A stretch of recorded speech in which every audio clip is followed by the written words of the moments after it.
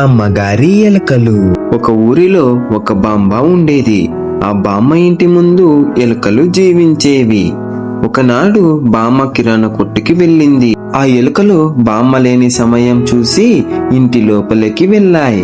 అప్పుడు ఆ ఎలుకలు బామ్మ చేసిన వంటలన్నీ తినేశాయి.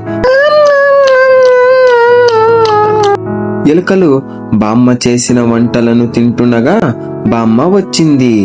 ఇల్లుని చిందరవందరంగా చూసిన బామ్మ, అయ్యో, నేను ఇల్లుని ఎంత బాగా సర్ది పెట్టి వెళ్ళానే, ఏంటి ఇలా అయ్యింది? అప్పుడు బామ్మ దొంగలు చెడిపెట్టారేమో అని సందేహం పడుతూ ఉండగా వెనక నుంచి ఏదో శబ్దం వినపడింది.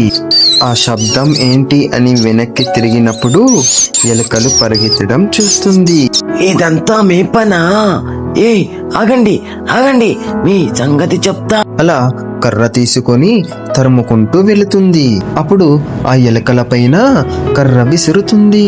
ఆ కర్ర ఏమో ఎలుకల గుడిసెకు తగులుతుంది. అప్పుడు ఆ కర్ర తగిలి గుడిసె మొత్తం పడిపోతుంది. ఆ ఎలుకలు ఏడుస్తూ, అయ్యో, మా గుడిసె మొత్తం కూలిపోయింది. ఇప్పుడు మేము ఉండడానికి ఇల్లు లేదు, ఏం చెయ్యాలి? అలా ఏడుస్తూ ఉండగా